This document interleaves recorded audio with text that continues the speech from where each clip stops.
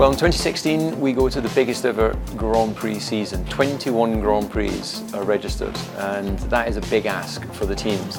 Going way back to '94 when I started, we had 15 Grand Prix and they were mainly in Europe. And of course now we have a lot of what's called the long haul races. The bigger teams that can maybe circulate their mechanics by not taking the same guys to every race are definitely going to have an advantage over the smaller teams.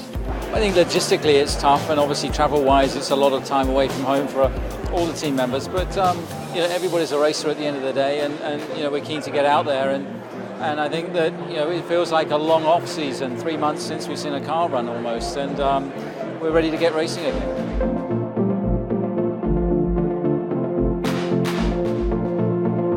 The team to beat in 2016, you always have to look to the current champions, and especially when you have very few regulation changes. So Mercedes Grand Prix have dominated pretty much the last 2 World Championships. They've really stolen the marks with the hybrid technology, and that's really given them the opportunity to present the best car to Nico and Lewis.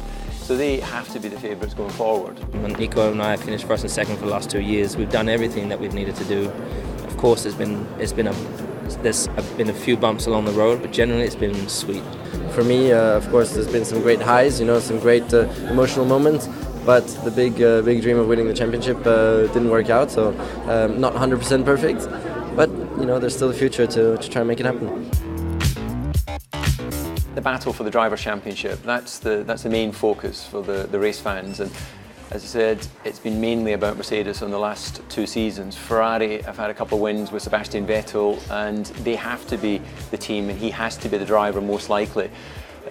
Kimi Raikkonen, he's the fans' favourite. I personally don't get it because he doesn't really say a great deal to anyone, but he is very popular with the fans, but he does seem to be a shadow of his former self, and at the moment doesn't look anything more than a solid number 2. So all of the hopes for Ferrari lie with Vettel. Seb is really precise. It goes in every single detail for the engineer. This is very good, and it's I have to say very German in somehow. Kimi is more straightforward.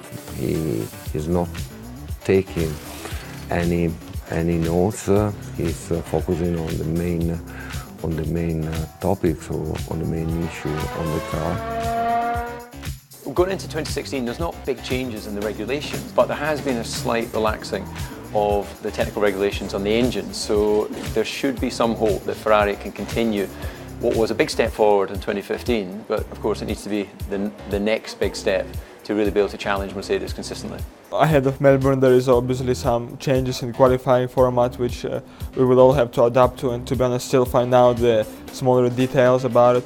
I think the conceptology about setting the fastest lap in the right moment will not change too much, but the elimination process and how many drivers are being knocked out after a certain amount of time will be changing. So still plenty to discover. But to be honest, you know, when you are feeling that something's been working fine, like the qualifying format, I didn't really see any big reason to change it.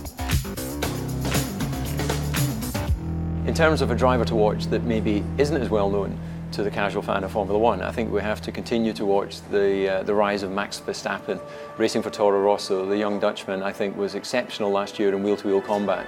So he really is a rising star, unquestionably a future Grand Prix winner and potential champion.